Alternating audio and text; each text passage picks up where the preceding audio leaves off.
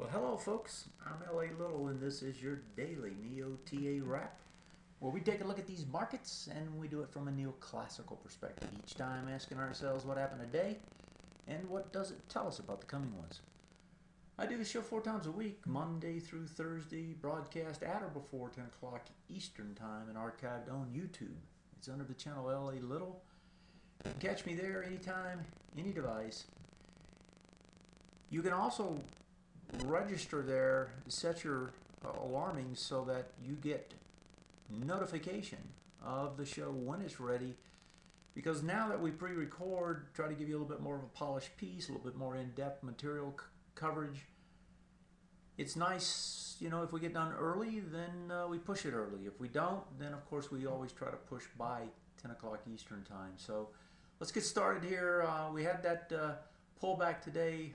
We thought it might happen today or tomorrow.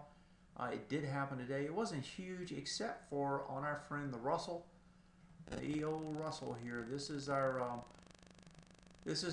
kind of canary in the coal mine. He continues to tell us that there's problems, and we actually saw it down almost 1% today when everything else held up pretty well. Composite down 0.47. It also contains some of those smaller cap issues as well. Dollar, big reversal on the dollar, big spike down. That's the largest spike down we've seen in a long time. We were actually talking about it last night, saying that we were going to get a retrace somewhere. Well, somewhere was today. And when the dollar goes down, what happens? Everything else that's been punished flops around and goes back the other way. Take the bonds out of that, but everything else, all the commodities, you know, foreign EEM, for example, anything like that really gets a bounce. That's probably going to help the XLE, OIH. There's been talk about those, but when I look at those charts, they look like they're going to try to press down one more time tomorrow, as does the market. So let's get into what that looks like, and let's go to our friend the Russell to start with, because you know the Russell has been the story. It's been the one that's been giving us the best signals for almost, actually it's probably over a year now. And each time it gives us signals, it's not always correct, but it does give us some warnings about what's coming. And the Russell, in this particular case, comes up to do the retest, regenerate off the prior swing point low, gets over it on Friday, fells. Touches it again today, fells. And it fells in the sense of trying to go higher. So what does that mean? It's going to try to regenerate to the downside. And so you've got the Russell doing this kind of action back the other way. Now there is an ABCD structure, I believe, and it is a monster. I'm looking it over here to make sure. Yeah, it is. Boy, this is an ugly one if this in fact is true. It's from there back up to here and then back down again. So that's a huge ABCD structure if it plays out.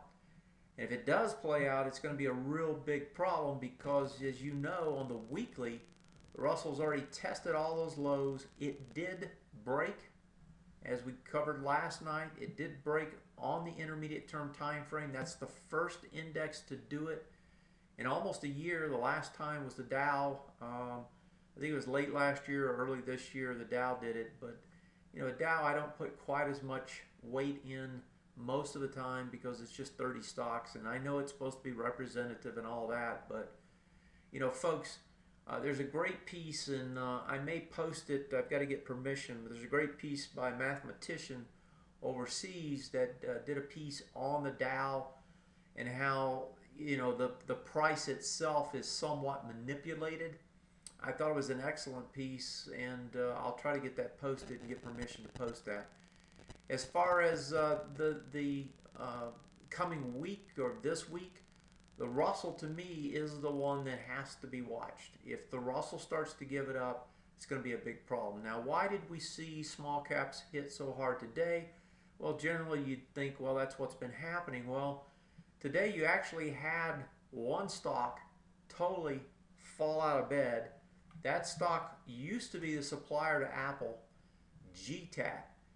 GT Advanced Technologies, what an ugly chart. This thing was down 90, I think 92% today. yeah, almost 93% loss. Filed for bankruptcy. They were supplying those sapphire screens for Apple. They also, from what I've been able to read this afternoon, they also were a debtor of Apple, and it looks like Apple pulled the plug on them on that debt situation, and that really took them for a tailspin. They had to file for bankruptcy. I want to come in here intraday, and so this thing was halted all morning, and when it finally opened, it opened down huge. So if you were in this, there was no way out. And matter of fact, let's pop this back up and bring it back. I'm going to bring it back, say, 6 months. I'm going to take out today and look at this thing. Folks, these stocks give you warnings. It's not as if things, everybody likes to think crashes happen out of nowhere. Look at this action here, right? That's a clear warning, right? That's coming up underneath a swing point low here, a swing point low there. If you put it on a weekly, you're going to see the same thing. This thing was giving you all the signals that you should have seen and used to get out of this thing. So if I take this week off, look at it. Swing point low broken here. 2 of them broken there. Multiple swing points on multiple time frames with volume escalation. That's a signal to get out of the way. So, if you're not paying attention to and the market will do the same thing. It's not just a stock. When it sets up, I always talk about their structure to the market. When the market sets up to fall in a larger way, you can see it coming, right? And right now, as we keep talking about, the one that keeps setting up that way is our friend, the Russell, right? This guy is setting up to make his move to the downside. And if he starts to break, he's probably going to take others with him. Now, was the GTAT just the canary in the coal mine, so to speak, with respect to the small caps? Or was it a special situation? We don't know that. From what I can read, it kind of looks like a special situation to me. But maybe part of the big problem with the small caps is they can't finance their operations. We've already suspected that they can't finance and generate the returns that you're seeing elsewhere because they can't get cheap financing like the big caps. Maybe it's even worse. Maybe they can't even finance operations. GTAT maybe is telling us something. So we got a retest, regenerate. Let's go back to the daily here. We got a retest, regenerate starting to happen on the Russell. And I'm spending a little more time on this than I usually do, but the reason for it is this is the one to watch. It's regenerating. It's trying to go lower. Key test is going to be right down here. Actually, it's those 2 price points right in there. If it gets up underneath those folks, sayonara, it's going to be bad news. That's going to be the test as this thing tries to come back. Let's quickly, before I run out of time on my summary case, let's look at the others and see what they did. Here's the S&P. What does it do? Comes up into resistance, fails, tries to get into this swing point low, which would have been the retest, regenerate, bearish on it. Can't do it. Can't get there, right? Misses it by a point, so it gets almost to it. But what does it do? It gets over, back under on a 2-day reversal, over, under, and fails at the breakdown bar. That looks to me like it's going to try to go lower tomorrow. If I look at the Dow, it's the exact same setup, looks exactly the same. Over, under, fails on that. Also fails on the retest, regenerate, or actually succeeds on the retest, bearish, retest, regenerate. So it's succeeding back down. NDX, strongest one. What does it do? Fails on the breakdown bar. It was doing retest, regenerate as well, and is still doing it. Broader NASDAQ, as we saw, it was down heavier. What does it do? Same thing. Just misses the low of the prior swing point that was broken here. And it did get back over this one, but back underneath it. That's a failure at the breakdown bar, a 2-bar reversal, and retest regenerating lower. Do I need to say more? Looks to me like we're going to try to trade lower tomorrow, just looking at the indexes. So that, in a nutshell, is your quick summary. Now let's dive in a little bit deeper at some of the other things that took place today as well. If I go over and look at the sectors, and I want to dive into the sectors a little bit, I haven't been paying quite as much attention to them, and I'm going to go through all of them. If I look at the IBB, okay, IBB hanging up here at the highs. We already know that its test failed on the monthly at the highs. This one, if it starts to roll, is going to be a big problem because it's a large weighting in the NASDAQ. IYT goes over, back under, same sort of scenario we just talked about. It had gotten over this prior swing point low, so it's a range trade at best, but it does look like it's going to test back lower. The SOX, the semis, oh, they couldn't get going. They couldn't even get over the high from Friday. They're back. No chance of getting back into this low. They're still doing a retest, regen off of this one, and looks like it's regenerating lower. XLB can't move. This one's going to test the lows again probably. it is doing a retest, regen already. Bearish. XLE. This is what we were just talking about. Oil starting to pick up, but what did this do today? I mean, you can't get more ugly than this, folks. I mean, you get things outside of you that should help you, but what happens? You can't even help yourself. You get over the big bar, this bar, you get over the top of it, back underneath it, you fail basically to get over it. It's going to come back and test the lows again. XLE. XLF. What is it doing? Retest, regen off these lows, back the other way. Going to try to regen lower. You're getting a picture, I think. If I go deeper than the indexes and look at the sectors aren't done. They want to try to regenerate lower as well, and they probably got more work to do down there. And the only thing that's holding up in the sectors is what you would guess. XLP, which I actually highlighted today. If you get a chance, come over, check them out. Sector rotation, right, in a mature bull market, that's the way it works. That's exactly what it's doing.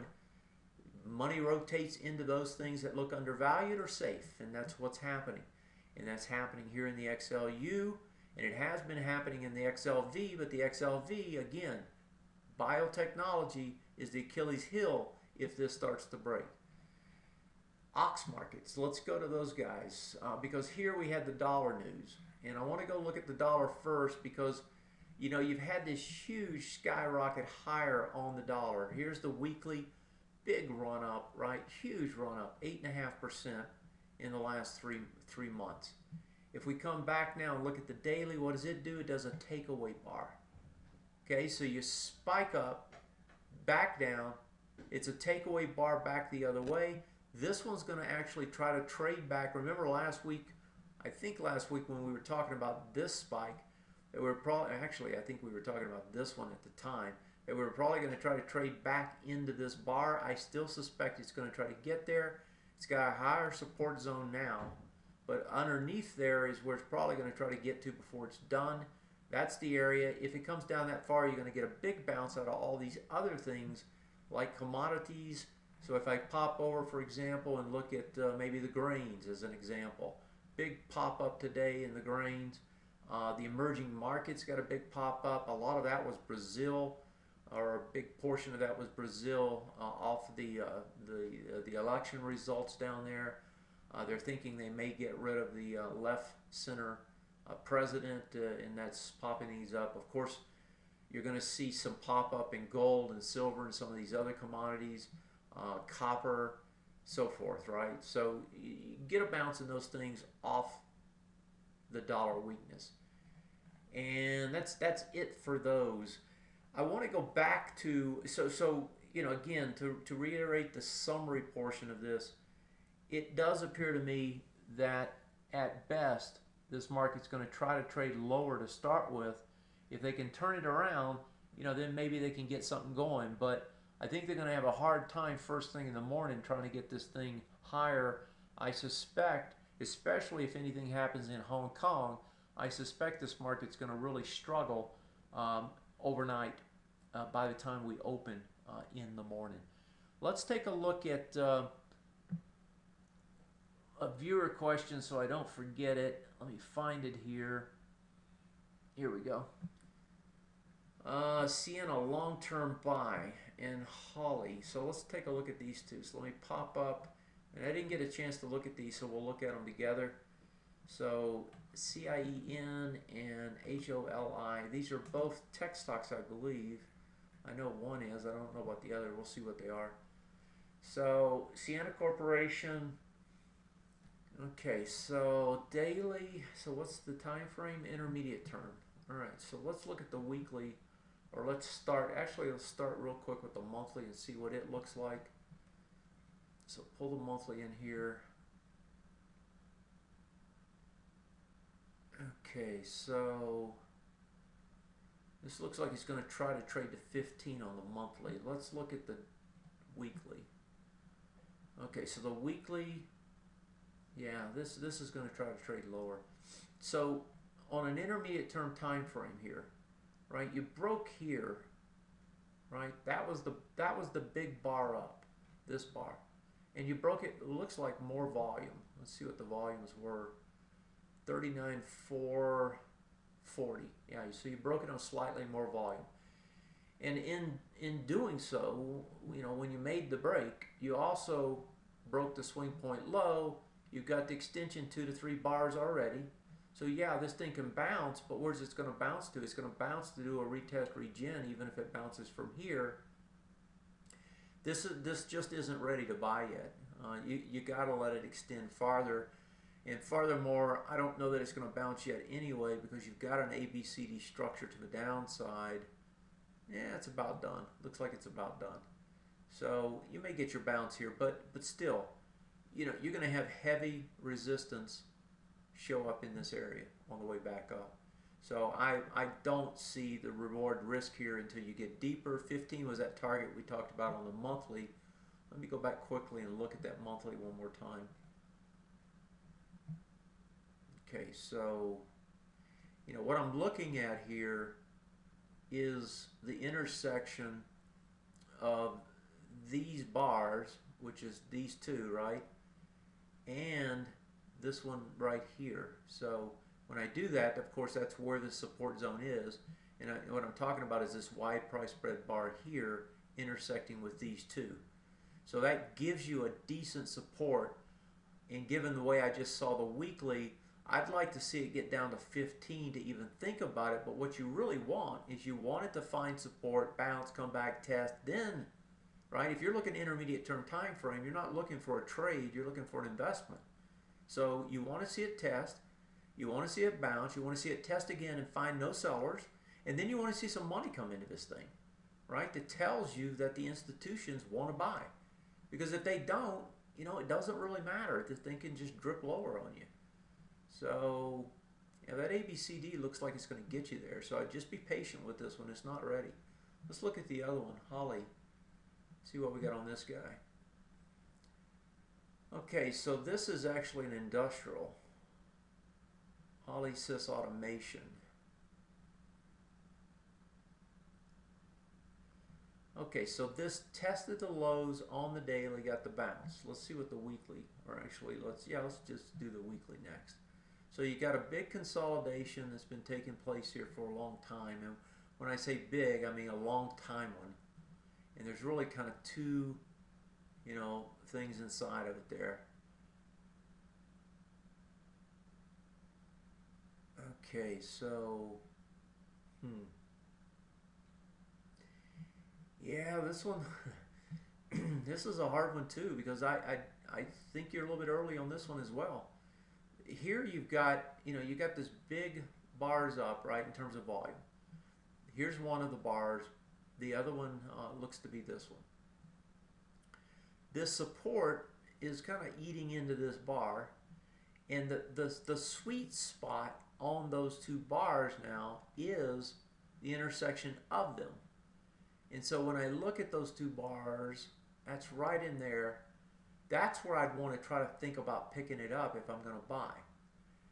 Now, if it gets deeper than that, then it becomes the intersection of these lows, which gets you down to here. And you can see how the charts are trying to give you that information even without me marking them up. So, you know, your first area, potential area of buying is probably going to be somewhere around 20 to 20, yeah, 20 and a half, 2040 down to 2010 or so. That's the first spot. And right now you're trading at 22. So that's 10% down to get to something that's significant. Now, if it trades long enough at this higher range, eventually, and if the market supports it, eventually it can make a move without that. But that's what that weekly looks like. Let me look at the monthly real quick for you as well. Okay, the monthly looks better. That price point's, yeah, that same price point though, 2035. It's got the same price point. I'd like to see it down around, 10% cheaper.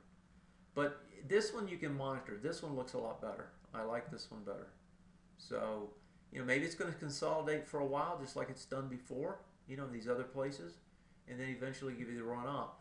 But if you do look back here, just to carry that idea farther, you had that little consolidation that was kind of to the downside as it consolidated instead of straight across.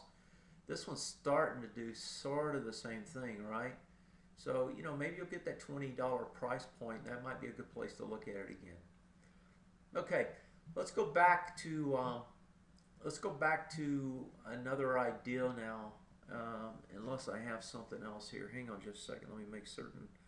I don't want to cut anybody short if anybody's texted or not. And if you don't know, folks, if you want your questions answered, if you want me to try to take a shot at these questions for you, come over here to TA Today, go to the TA TV. Information's here on where to send text messages and so forth. And you can shoot those either email anytime during the day, and I will tackle those questions, whatever they are, whether they're individual stocks or whether they're general questions or whatever. I did have one more, and I want to touch on this to close the show. There's a gentleman that's been talking to me lately, and he's really kind of spot on with some of his ideas. We were talking about the Russell being so weak, and he's been pondering this a lot. He says, the fact that it's a crazy world, looks like China is approaching the deflating of the mother of all real estate asset bubbles. I couldn't agree more. I mean, I don't know where that thing's going to finally get pricked and finally, let loose, but they have overbuilt so much, right? And nobody can afford what they have. Those, I don't know if you watch the asset prices. Clearly, this gentleman does, but those asset prices, you're starting to see. Think back about 2006, 2007, 2008 here. What do you do if you own a piece of real estate and you can't sell it for what you want to sell it for, right? What happens? Well, you're probably gonna, it's kind of it's not a liquid asset. It's not like mark to market, right? It's not like the stocks where you see every day what it's worth. You kind of get a fuzzy number what it's worth, and that fuzzy number kind of fuzzies up or down. In our real estate market, in 2006, 7, 8, especially in 8, but even in 7 it started happening. What took place was you started to get builders doing deep discounts to raise cash to get out from underneath properties. What does that do? Well, that puts a price point which an appraiser has to come along and use to appraise your property when you want to sell it. That puts downward pressure. Now, as long as people hold their mortgages and continue to pay them, everything will still work okay, even with some of that deep discounting, unless it gets to be too much, unless there's too much inventory and they've got to get out from underneath it, right? Raise cash. That's what's been happening in Hong Kong. In particular, that's been happening in China lately. It's just began, right? Deep discounts. You've actually seen some, not riots, but demonstrations where people bought property. 3 weeks later, 2 months later, whatever, all of a sudden the real estate guy drops the prices, and all of a sudden they've lost their life savings basically, right? because there they have to put up a lot of money to buy the thing. That brings out the second point. In China, they're not going to default easily because they have so much money in it, unlike what happened here. So in China, I think you're going to see a different situation where here we had a slow roll that took about 1.5 to 2 years to blow. There, I think it's going to take even longer because anyone that bought had to put a big chunk down and they really don't want to walk away from it. And so the depreciation is going to have to happen from the builders. And if the builders get in trouble, that is what's probably going to turn that market in a larger way. But until that happens, it's probably going to hold. And so China, I think, is going to be an even slower roll than we were. Okay, there's a lot of good stuff. I'll come back to this tomorrow. There's some more good stuff here. Another concept is this whole deflation scenario that's going on and has been going on around the world. And tomorrow I don't have enough time tonight, but tomorrow let's if we have time, let's tackle that sometime this week and talk about deflation, because the issue in the world is there's too much debt. It's been too much debt. It is even more debt now than it was. We've got central banks' vaults filled with bad debt, and yet we can't service all the debts that's there unless we have inflation. Why do the central banks want all this inflation? Because it's the only way out of the debt pile. It's the only way out. But yet they've created all this money. The money multiplier keeps dropping. I mean, that thing's fell off a cliff and it's still going down. You can't get the inflation unless the money starts turning. Money's not turning. It's a problem. It's a huge problem. Let's come back to that thought tomorrow. As far tonight, thank you for joining me. Thanks for the great questions and feedback. You got great feedback here. Anyone else that has it, send it over. I'd love to discuss these concepts because I think they're germane. I think they're important.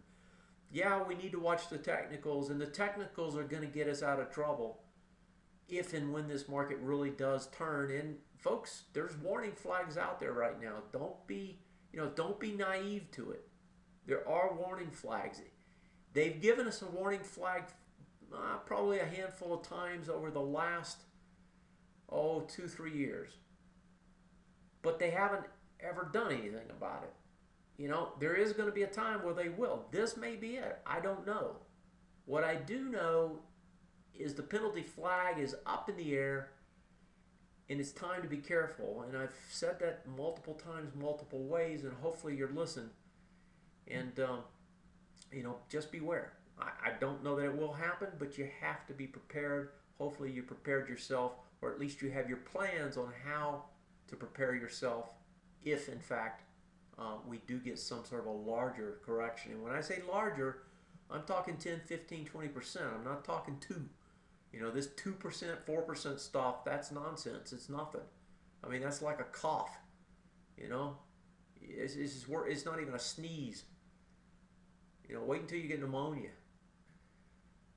Did an interview here with a WRKO up in Boston.